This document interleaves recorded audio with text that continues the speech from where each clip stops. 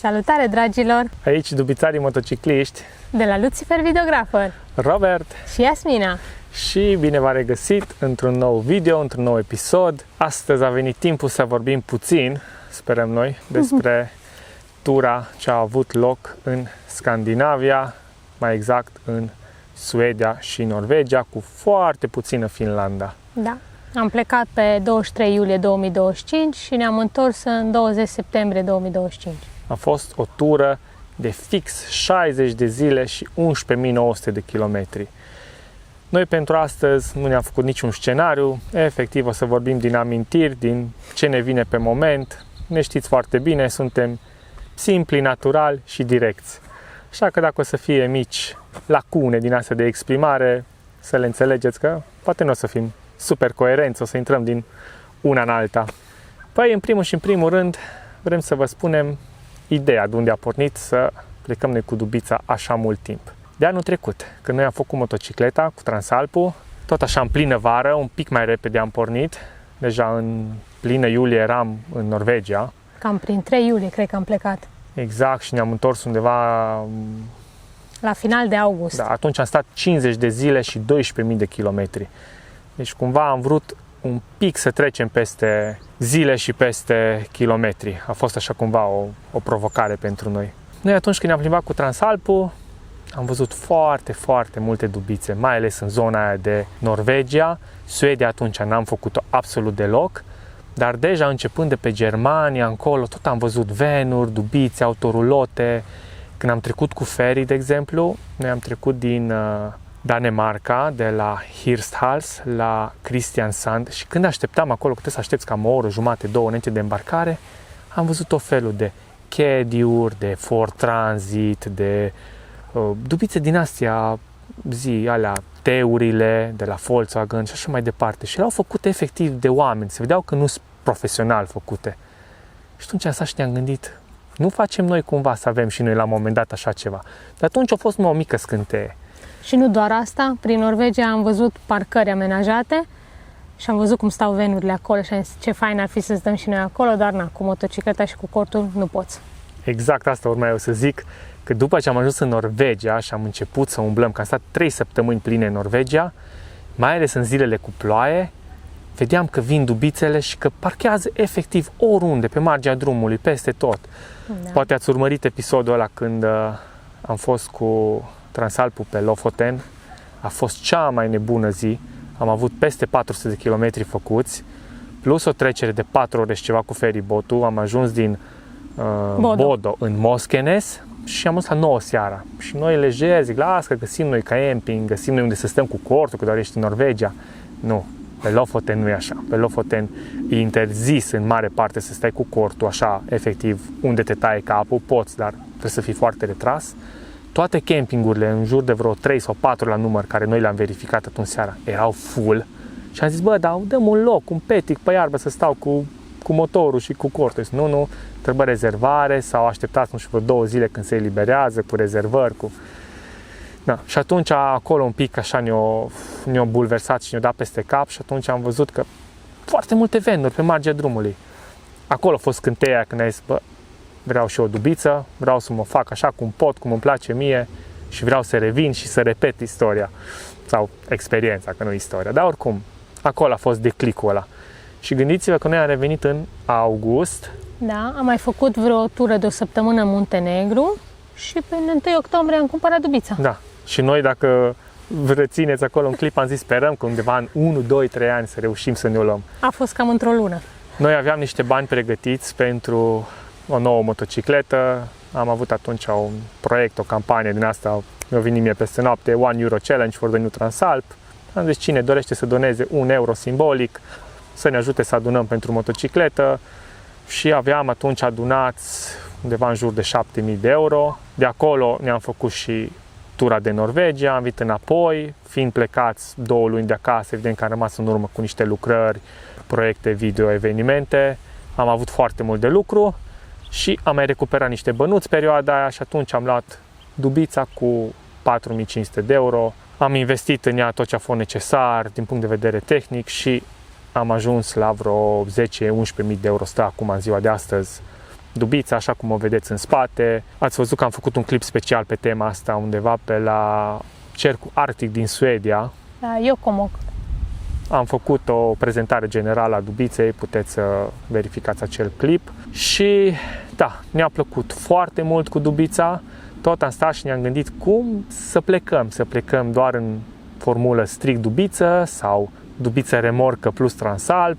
Noi, înainte de a pleca în tură, am făcut prin țară, cred că 2 săptămâni și vreo 1500 de kilometri am plecat cu Transalpul după noi. Atunci am văzut că e destul de greu cu motocicleta după tine cu remorca, nu neapărat în mers, nici nu o simți, nici un litru în plus n-am avut la consum, nu ai problema.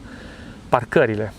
Toată Norvegia și Suedia e foarte multă pădure, trebuie să intri pe lângă lacuri, tot felul de zone din astea mai strânse și atunci e greu, că tu intri și nu poți să întorci, nu mai poți să dai înapoi sau poate dai de teren mai accidentat, dai de noroaie, dai de tot felul de chestii și am ajuns la concluzia că e mai bine să plecăm strict în formula de Dubiță, plus că eu mi-am făcut niște calcule și am zis că dacă totul merge bine, putem ieși la costuri undeva la 60% față de tura strict cu motocicleta și să plătim cazări sau campinguri. Noi nici în ziua de astăzi n-am terminat de editat tura de anul trecut din Norvegia cu motocicleta.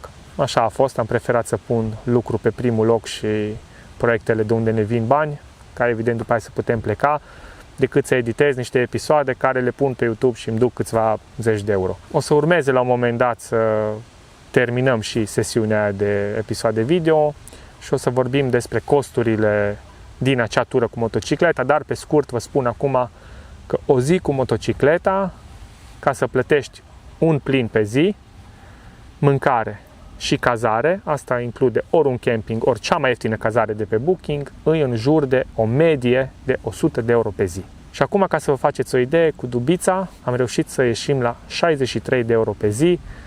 Puțin mai încolo o să intrăm și în detaliile astea cu costuri. Mi le-am trecut pe telefon, să vedeți exact ce înseamnă costurile la 12.000 de kilometri, la 60 de zile, cu mâncare, cu costuri de ferry, de drum și așa. Dar acum, hai să mai povestim un pic cât de greu ne-a fost cu ploaia. Câtă ploaie am avut? Vreo 3 săptămâni. Din care 2 zile am avut pauză, a fost cu soare, uite așa ca și astăzi. Deci 2 săptămâni de ploaie continuă, 2 zile de soare și încă o săptămână de ploi. Asta am prins chiar în nord. Noi am preferat să plecăm din România, Ungaria, Slovacia, Polonia. Sau Cehia, Polonia, nu mai știu exact. Nu, fără Cehia. Fără Cehia, că Cehia e în stânga. Slovacia, Polonia. Prima noapte chiar am stat în Polonia, într-un loc din ăsta gratuit, că noi am încercat pe cât posibil să stăm doar în locuri gratuite. De acolo am plecat spre nordul Poloniei, am făcut, nu știu, vreo 3 zile, că am zis că nebunim cât e de lungă. Am fost pe limbuța mică acolo la Hel, am vizitat Gdansku și de acolo aveam de ales să o luăm spre Finlanda, pe țările Lille S, cum le zic eu, Lituania, Letonia, Estonia, să trecem în Finlanda, să mergem înspre nord, să atacăm Nordkapul și cumva așa, nu că ne-o luat panica, dar noi am avut niște probleme înainte să plecăm de acasă cu Dubița, într-adevăr am făcut tot ce a fost necesar din punct de vedere al servisării, dar aveam acea temere, zic, dacă ni se întâmplă ceva, e prima noastră tură atâta de lungă cu Dubița, hai să încercăm să urcăm pe Suedia, cumva foarte aproape graniță cu Norvegia, acolo mai cunoșteam români, orice se întâmple și cumva mai în civilizație, ca și drum și costuri erau la fel, undeva din nordul Poloniei mai aveam vreo 2500 de kilometri până sus la Nordkap. Și mă bucur că am făcut alegerea asta. Că ne-am îndrăgostit de Suedia. Da, foarte fain. Cu siguranță o să mai revenim. Nu știu cum să vă zic, a fost o senzație așa de un feeling cumva. Zic, hai să o luăm pe Suedia că nu știm ce-o fi. A fost totul bine, per total n-am avut probleme cu mașina, cu noi, cu sănătatea, cu absolut nimica. Și am început urcarea, vreme bună, temperatură de 19-20 de grade constant în fiecare zi și tot ne-am dus spre nord. La un moment dat cumva am simțit că suntem un pic presați de timp și că ne cam grăbim pe Suedia. Ne-a părut rău într-un fel că nu putem sta mai mult să puricăm zonele și să stăm mai mult campați în zonele astea sălbatice, dar parcă am simțit că o să se întâmple ceva cu vremea și am dat în fiecare zi 3-400 de kilometri, tot i-am dat. când am ajuns aproape de nord, nu știu cum a fost faza, zic, hai să ne uităm la vreme, Jasmina, am o veste proastă, vezi că mai mâine e vreme bună, noi mai aveam vreo 450-500 km până la Nordkap. Da, și am găsit o cameră live de la Nordkap și am văzut ce vreme faină îi și am zis, hai să ne grăbim. Senin. Și pe când ne-am uitat pe prognoză, astăzi vreme bună, cum ar fi, era seară, toată ziua de mâine era vreme bună și deja pe poimine se strica. Și atunci am zis, bă, băiatule, era ziua 18 când am ajuns la Nordkap și zic, eu nu îmi permit acum pentru o zi să ajung acolo, să prind în ora ceață. Chiar ne-am întâlnit și pe drum cu oameni care au zis că dacă e ceață, efectiv nu vezi 3 metri în fața ta, nu te poți bucura de nimic, să simți libertatea aia, sălbăticiunea când ajungi pe stâncă și tot ce vezi e doar apă. E fenomenal, noi. Cel mai nordic punct al Europei. Și bine a făcut că am tras tare, am ajuns la Nordkap pe vreme bună, a bătut vântul, dar a fost frumos. Deci impecabil de frumos. Uite ca și acum, soare din plin. Aia a fost o experiență deosebită, nu știu, a fost altfel față de ce ne așteptam. Multă lume ne-a spus, vedeți că ultima parte îi așa pustie, sălbatică, te plictisești. No. Nu, a fost interesantă și mai ales că am văzut la Reni O grămadă de reni, mulți oameni. Acolo deja vezi doar turiști, numai camper, numai autoutilitare, numai dubițe, autorulote. bicicliști, motoriști. Superb și mai ales că a fost vremea faină.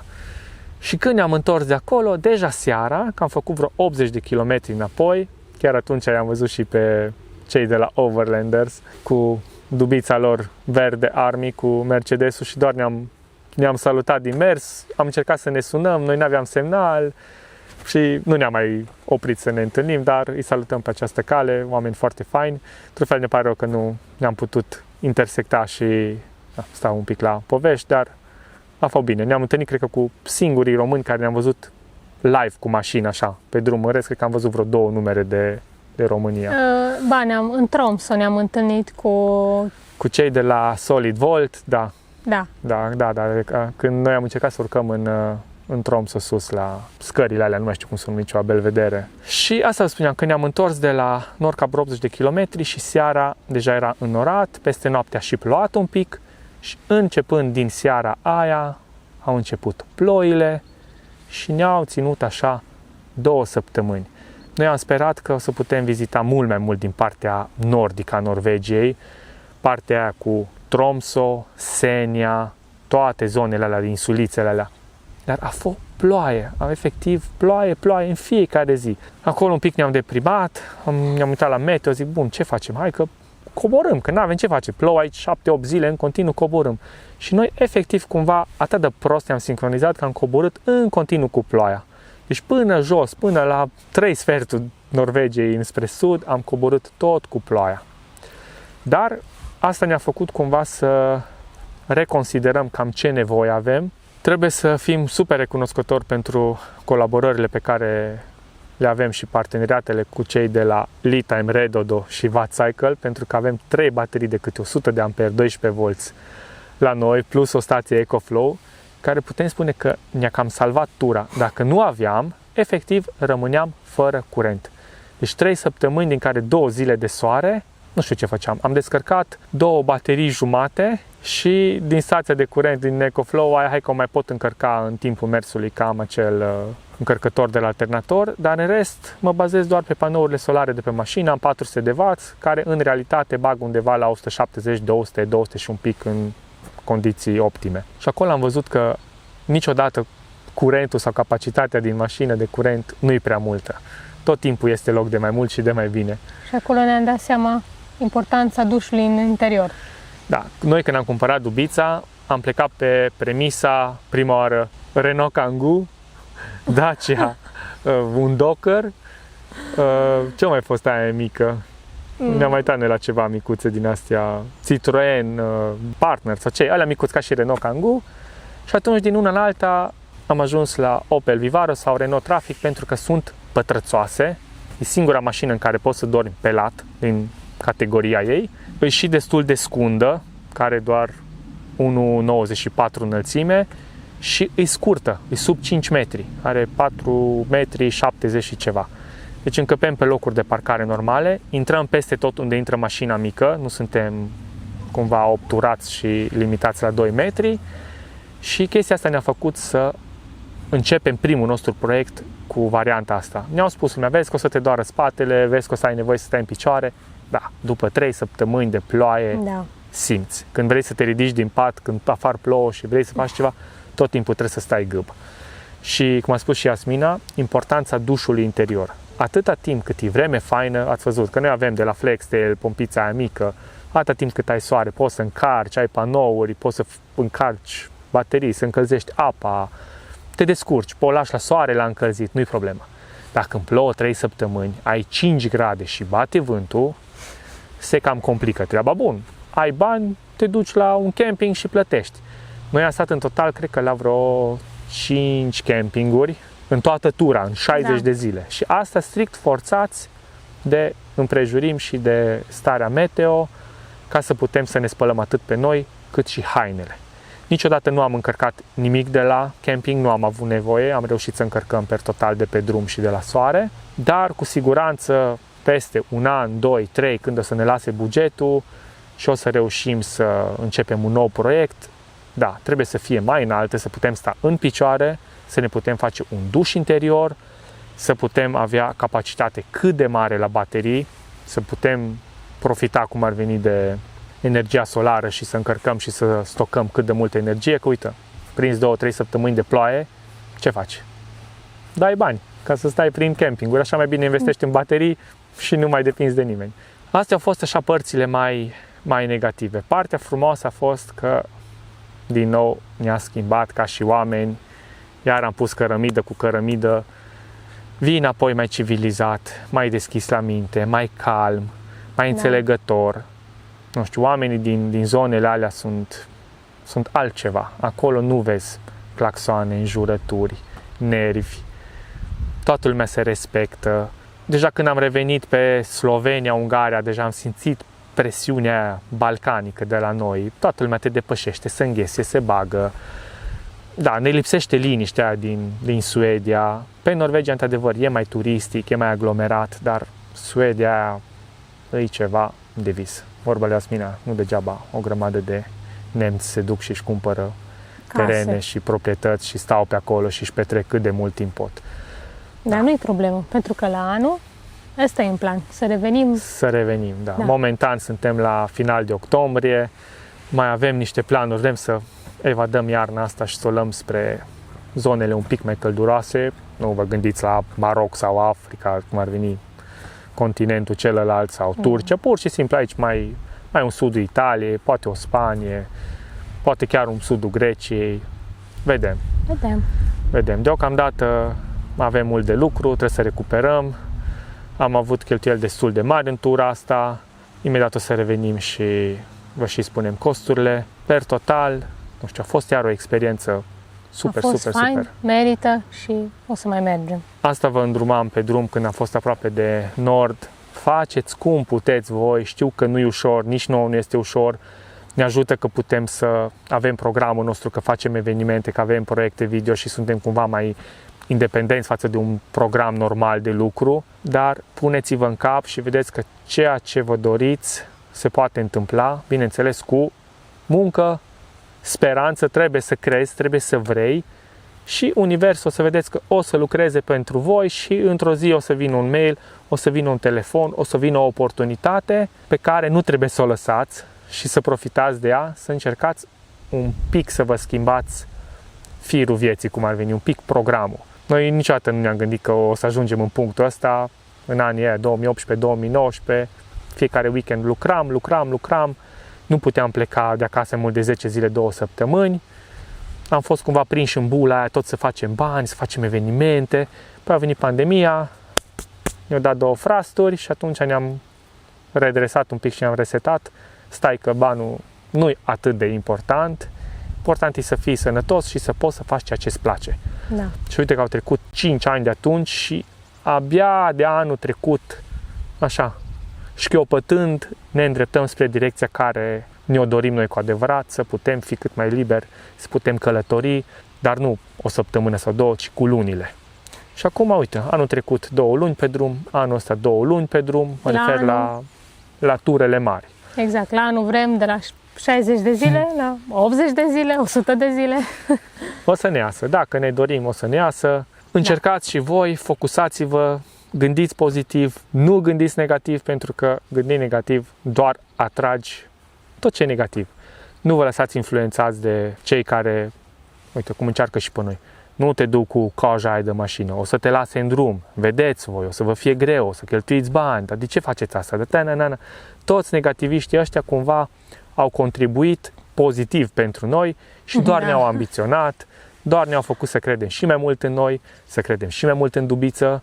Da, am luat-o veche, 2007, 200.000 de kilometri, nu avem niciun istoric, am verificat-o pe car vertical, am aruncat banii, nu are istoric, nu are nimic. Am băgat câțiva bănuți, am făcut-o. S-a stricat un injector, l-am reparat. Ne-am mai dus cât ne-am mai dus, am făcut o revizie generală, i-am schimbat pompă de apă, fulii, tot ce a fost de schimbat. Ne-am pus discuri noi în decembrie anul trecut, imediat după ce le-am pus s-au ovalizat. Probabil din vina mea, nu știu, poate am spălat-o la spălătorie, poate am prins o baltă pe drum, nu știu exact motivele. Ideea e că toată tura asta, uite așa ne făcea volanul la fiecare frânare.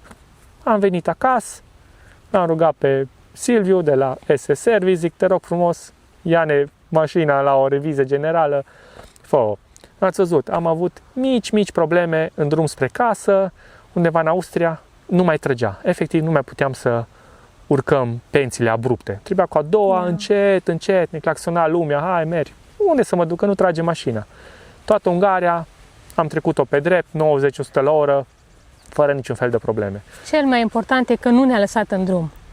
Ne-a fost frică, sincer, că ne lasă pe undeva pe Norvegia. Bine, dacă te lasă o dubă pe acolo, noi chiar dacă am avut asigurare atât medicală pentru noi, cât și asistență rutieră de la A24, vreo 700 de lei pe an pentru autoutilitară, am avut emoții, pentru că ei pe autoutilitară nu-ți oferă beneficiile ca la o mașină mică. La mașină mică ai repatriere persoane, repatriere autoturism, în cazul în care nu poți să o repari, îți dă mașină la schimb, îți dă cazare, ai cam toate beneficiile posibile. Cu autoutilitară îți dă doar, nu știu cum se cheamă, depanare pe loc, adică vine, te ia până în cel mai apropiat service, de acolo descurcă-te. Deci nu-ți face nimic extra, nu transportă persoane în România, dacă ai rămas în Norvegia, nu-ți transportă mașina. Dacă, de exemplu, ți se strică un injector sau două în Norvegia, poți să uiți mașina, nimeni nu ți-o face. S-o chinuit Silviu și colegii lui, plus alți mecanici de prin Arad, nu vreau să exagerez, cred că 4-5 zile au stat zilnic pe mașină, au sudat la injector, au bătut, au scos cu prese, cu tot ce vă puteți imagina, nu a ieșit injectorul. Într-un final, au reușit să scoată injectorul cu bucșa care ținea injectorul. De fapt, injectorul era sudat în bucșă, au extras bucșa, au făcut bucșă nouă, au pus totul la loc, au curățat în piston, acolo am fost de față, mi-au arătat cu cameră din aia faină, să ne plimbam prin piston pe acolo, pe la capul pistonului. Am desfăcut turbo, că mie inițial îmi dădea eroare pe turbo, nu a fost aia turbo în stare bună. Da, deci am avut probleme cu Dubița, dar nu ne-a lăsat pe drum. Am venit acasă, le-am rezolvat, toată lumea e bine acum, abia așteptăm să plecăm weekendul viitor iar un pic prin țară. Deci noi suntem bine, Dubița e bine, mulțumim tuturor și pentru gânduri bune și pentru gânduri rele, pe noi doar ne împinge înainte.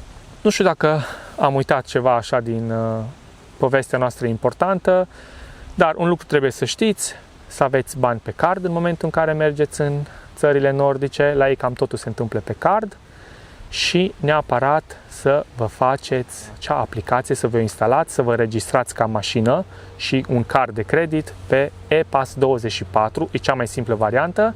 Varianta un pic mai complicată, dar mai oficială, este Autopass din Norvegia. Trebuie să faceți cumva o cerere, să vă registrați, primiți ceva, să plimbă motocicliștii pe aici. Suntem la pădure, e normal, e sâmbătă.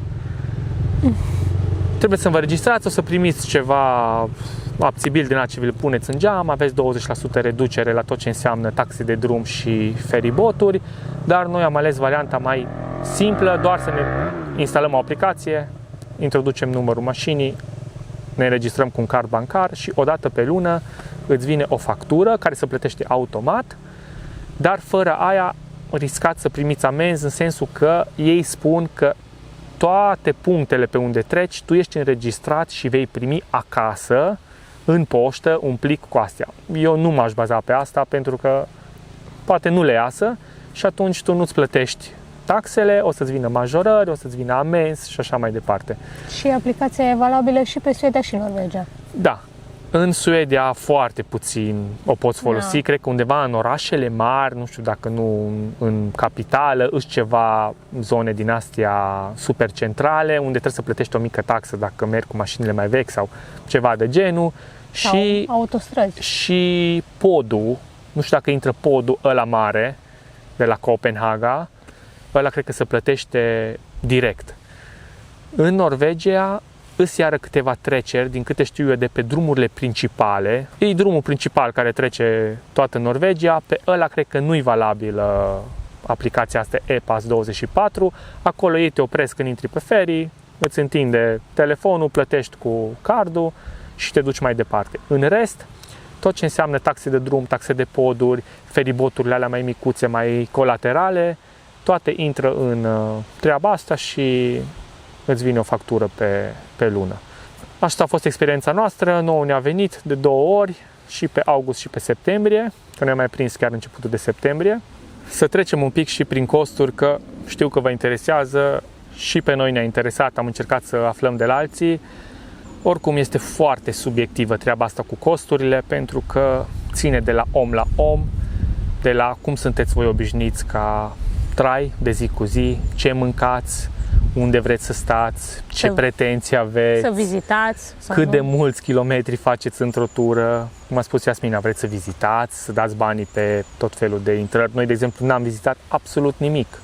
La Norca puteam să intrăm cu 36 de euro de persoană, să vedem un muzeu, dau 70 de euro de 2 persoane. E mult. Adică, cu siguranță, e o experiență faină. Dar când nu-ți permiți, prefer banii aia să-i pui pentru motorină, pentru a mânca ceva. Da, să ne plimbăm. Din start începem cu costurile totale, 60 de zile, 12.000 de kilometri, 3.800 de euro. La prima vedere par mulți bani, dar dacă începem să facem desfășurătorul, o să vedeți că de fapt nu e atâta de mult pentru 2 luni și la ceea ce am făcut noi. Păi, în primul rând, 12.000 de kilometri să-i faci cu un consum mediu de 7 litri la 100 de kilometri, costă 1.460 de euro. Deci din start, cât e? 30% din toată suma, mai bine de 30% din toată suma, e doar transportul pe distanța asta mare. Consum mai mic decât dubița noastră, mă refer ca și dubițe, nu știu dacă este. Probabil că sunt mașinile astea foarte noi, dar în general doar o mașină mică are un consum mai puțin de 7 litri. În Suedia, de exemplu, unde am mers drept, am avut consum de 6,5. În general am cam 7,2-7,3, dar media, vă zic, e undeva la 7 litri. Apoi am mai avut taxele de drum și feribotul. Feribot 305 euro, respectiv taxe de drum 20 de euro. La taxe de drum, v-am spus, intră strict 2 euro aici, 2 euro acolo, au ei niște camere pe parcurs. Feribotul principal, când am trecut din Polonia în Suedia, a fost 143 de euro și 117 euro la întoarcere din Kristiansand, Norvegia, la Hirtshals, Danemarca. A fost mai puțin pentru că aia e cea mai principală, cea mai generală rută și durează cel mai puțin, în jur de 3 ore jumate, mi se pare, respectiv 7 ore dincolo când ne-am dus. Nu știu ce a fost în capul nostru, e foarte mult pe mare atâta. Și au mai rămas încă 1644 de euro pentru mâncare și restul lucrurilor pe lângă, mici suveniruri, că am mai luat și noi de 20 de euro niște magneți și așa mai departe.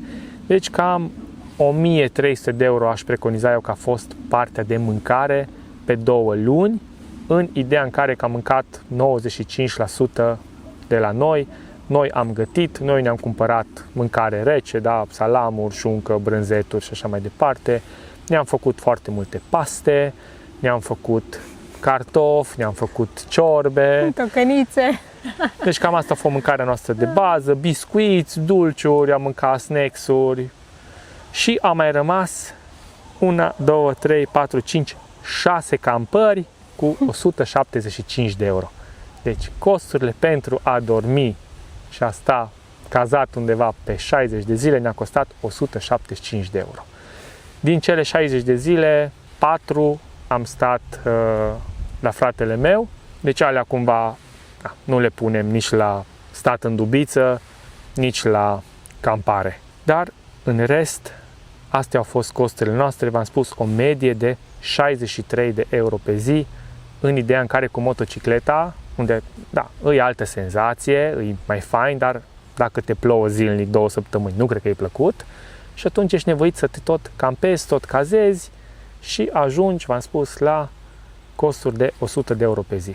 Mâncare, cazare și benzină. Mi se pare fabulos să fii cu duba, fix așa bine puteam să fim și cu motorul după noi, poate mai adăugam 100 de euro la carburant în plus, că mânca 1 litru în plus, 8 lei în plus la 100 de kilometri. Dar să știți că mai bine că nu l-am luat, pentru că nu prea aveai ce să faci pe acolo.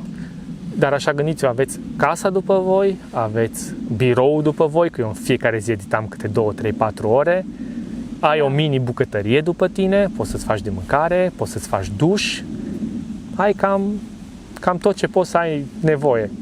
Și gândiți-vă că noi avem o dubiță foarte mică. Nu suntem chiar din categoria înghesuită, cum, uite, sunt alții care stau într-un combi, dar acolo nu prea ai cum să faci mare lucru. Acolo nu poți să gătești sau nu poți să faci lucruri de genul.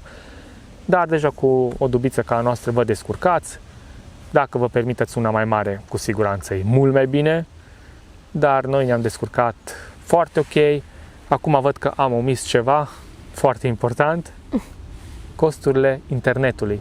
Eu am încărcat în mare parte, cel puțin prima lună, strict de pe internetul meu. Eu sunt pe Digi și am 1 euro per giga cost în roaming. Am cheltuit 200 de euro. Astea au fost costurile pentru internet. 100 de euro pe lună media. Mult, puțin, nu știu, având în vedere că eu am încărcat pe YouTube și am avut de încărcat episoade video destul de lungi. Aveam albume foto în fiecare zi, am o grămadă de reels-uri făcute în fiecare zi, de shorts-uri pentru Insta și așa mai departe, postând în 3 locuri, Facebook, Instagram, TikTok, cam 100 de mega per clipul scurt, deci 300 de mega din start doar să postez unul și erau când postam 2 pe zi, deci se adună, în timp se adună. Asta a fost toată partea cu cheltuiala, mulțumim și celor care ne-au donat, ne-au susținut, cu cât au putut ei, cu 1 euro, da, cu 5, cu 10. Mulțumim din suflet. Cu Facebook, YouTube și donații am reușit să recuperăm din cheltuiala noastră generală 1070 de euro. Aici cumva am avut noroc că a fost și ziua mea în 12 august și am primit de la fratele meu, am primit de la fiica și de la nașii mei de botez, pe care nu i-am mai văzut de foarte, foarte mulți ani și am fost la ei în vizită, deci cumva au compensat și astea, dar per total putem să le considerăm că sunt intrări, venituri făcute de pe drum. Am mai făcut mici venituri din parteneriate și colaborările noastre de afiliere.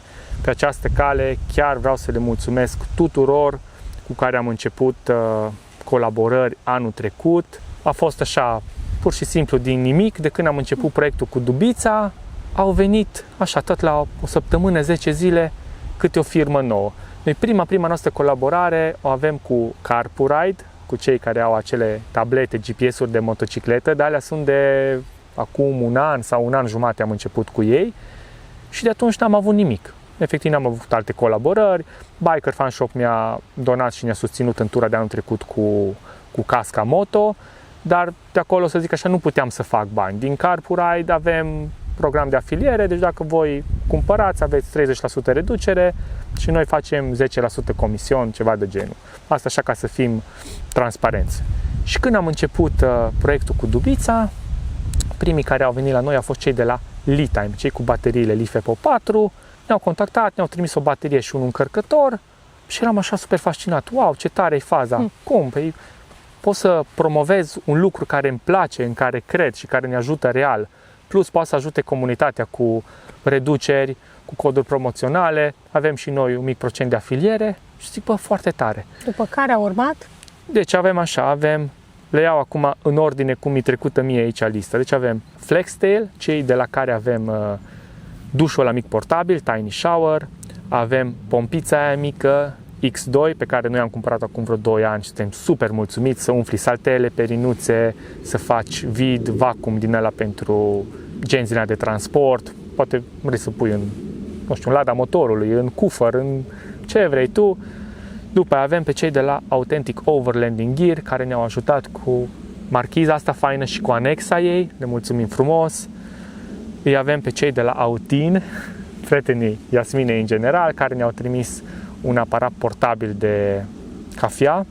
Da, să știți că e de mare ajutor în călătorii și nu numai, și acasă îl folosesc. Nu ieftin, în jur de 700 de lei, cu tot cu codul nostru de reducere LUCI10, prin care aveți 10% reducere, dar este vârful de gamă din categoria asta. Cumva el e Rolls-Royce-ul aparatelor de cafea, pentru că găsiți, bineînțeles, pe Temu și în alte locuri mai ieftine, dar nu au acele materiale premium, sunt mai din plastic, asta vine cu cănița aia faină interioară, cu metal, sunt mult mai atenți la detalii, bateria mai mare și așa mai departe. Să știți, să menționez aici că bateria, aparatul am încărcat când am plecat de acasă, nu? Sau înainte, când am și fost. după 50 de zile i-a scăzut o linie, în ideea în care nu a încălzit apa cu aparatul și îl încălzea pe Primus. Dar gândiți-vă că ea își făcea în medie 2 cafele pe zi și după 50 de zile, din 4 liniuțe, i-a scăzut o liniuță la baterie. Dar, repet, de fiecare dată i-a dat apă caldă. Ei garantează 200 de cafele cu o baterie încărcată dacă pui apă caldă și vreo 4-5 cafele dacă o încălzești. Evident, atunci consumă curent pentru că trebuie să încălzească apa să o fiarbă. Trecem mai departe, îi avem pe cei de la Litime de care am spus, îi avem pe cei de la Redodo, de la care tot așa avem o baterie de 100 de amperi cu 12 V și un invertor de 2000 de W continuu, sinus pur, cu vârful de 4000. Mai avem pe cei de la Wattcycle, de la care avem tot așa o baterie mini de 12 V și 100 de amperi.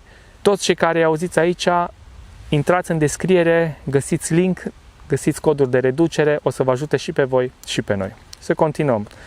Cea mai recentă colaborare e cu cei de la All Powers, care ne-au trimis o stație mică de curent de 300 de Wh cu 600 de W continuu și 1200 de W vârful. Îi avem pe cei de la Vevor, care ne-au trimis un frigider de 40 de litri pe care l-am folosit continuu 3 luni de zile. Funcționează perfect, nu avem nici cea mai mică problemă cu el. Consum de 28 de W pe minim și vreo 40 și un pic pe maxim. Merge aproximativ o medie de 15-20 de minute pe oră și cam 40 de minute stă. Și atunci aveți o medie de consum de vreo 200 de W, 250 de W pe zi. Dacă îl folosiți continuu, setat la 5 grade, cu o temperatură ambientală vara. Nu 60 de grade mașină, că nu mi se face pentru că e izolată, dar undeva la 25, 30, 35 de grade. Îi mai avem pe cei de la Scruba Washbag, acea punguță verde în care noi ne spălam hainele micuțe. Și depozita hainele murdare. Putem face cu el un 2 în 1, el fiind un dry bag, ori îți pui în el chestii, nu știu, murdare și le închizi și știi că stă hermetic închis, poți spăla în el, dar poate sunteți aventurieri, poate aveți un caiac, poate vreți să notați, vreți să treceți pe o insulă, vreți să faceți ceva. Ați închis tot ce aveți nevoie, telefoane, haine, mâncare în acel dry bag, l-ai închis, l-ai pus pe tine și ai trecut prin apă sau îl duci cu tine cu barca și nu riști să ți se ude lucrurile. Deci e o chestie foarte faină. Îi mai avem pe cei de la Artul sau Archimina, cum îi găsiți în Arad, și la ei avem linkuri de afiliere, de la ei avem mici lucruri, avem chingi, dar au tot felul de chestii faine în general, de camping, grădinărit, bricolaj.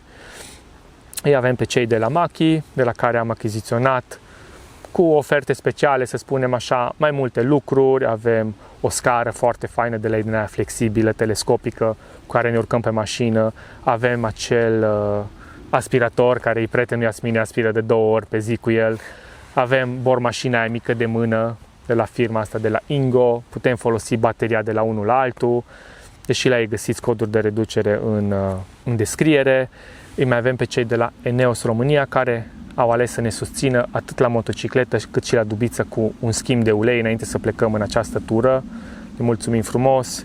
Biker Fan Shop, v-am zis că ne-a sponsorizat anul trecut cu casca când am fost plecați în tura cu motocicleta. Deci fără ei, cu siguranță ne-ar fi fost mult mai greu, pentru că trebuia să investim în toate aceste lucruri de care v-am zis. Începem colaborări noi, deja sunt pe rol, așteptăm doar să mai avem niște schimburi de e-mail-uri. Mulțumim tuturor persoanelor fizice.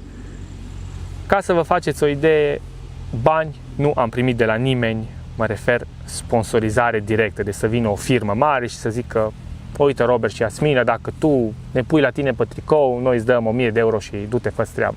Deci n-am primit absolut de la nimeni, de când suntem noi așa ceva, doar de la persoane fizice, donații.